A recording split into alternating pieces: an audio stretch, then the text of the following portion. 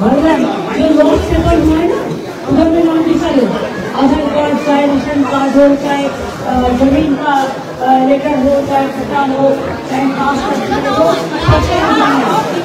उसमें अपलोड करते हैं। আগে শোনা গিয়েছিল মুখ্যমন্ত্রীর সফরসূচিতে বদল হয়েছে, মিরিক যাচ্ছেন না তিনি, কিন্তু আচমকা দেখা গেল শেষ মুহূর্তে সিদ্ধান্ত বদলে যায়। মঙ্গলবার দুপুরে সেই মিরিকেই পৌঁছে যান মুখ্যমন্ত্রী মমতা বন্দ্যোপাধ্যায়।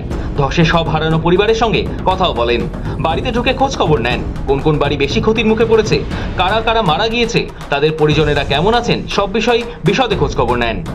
রবিবারই উত্তরবঙ্গে পৌঁছে যান মুখ্যমন্ত্রী। প্রতিদিন উত্তরবঙ্গের বিভিন্ন ক্ষতিগ্রস্ত এলাকা কখনো পায়ে হেঁটে আবার কখনো গাড়িতে খতিয়ে দেখেছেন, কথা বলেছেন মানুষের সঙ্গে, তুলে দিয়েছেন ত্রাণ। সেই মতো মঙ্গলবার দুপুরে মিরিকে পৌঁছে যান প্রশাসনিক প্রধান।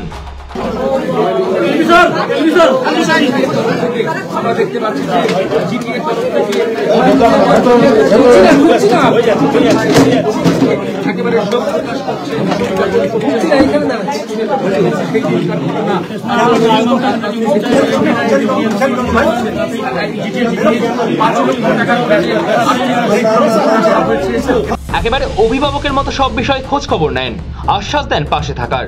তাদের হাতে ত্রাণ তুলে দেওয়ার পাশাপাশি স্বজন হারাদের পাশে থাকার বার্তাও দেন মমতা বন্দ্যোপাধ্যায়। এখান থেকে রিলিফগুলো দিয়ে দেবে আবার, আমি নিয়ে এসেছি সাথে করে সব।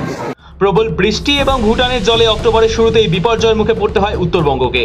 যদিও বিপর্যয় কাটিয়ে ধীরে ধীরে স্বাভাবিক হচ্ছে পরিস্থিতি, আতঙ্ক কাটিয়ে ছন্দে ফিরছে সেখানকার সাধারণ মানুষ।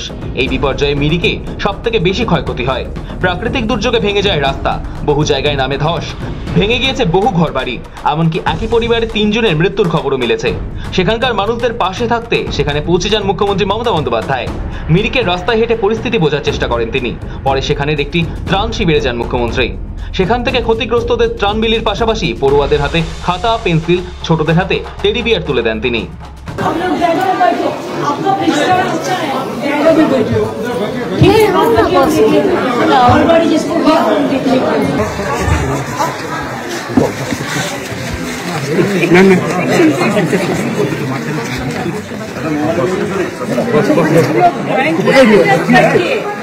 ক্যামেরা উঠেছ কেন এরকম ভাবে?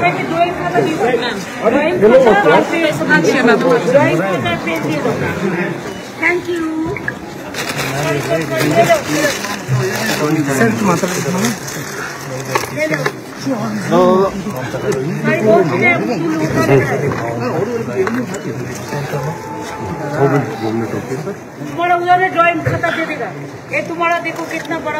मैडम সোমবার দিনভর তিনি নাগরাঘাটার একাধিক বিপর্যস্ত সেতু, রাস্তা, নদীবাঁধের পরিস্থিতি খতিয়ে দেখেন।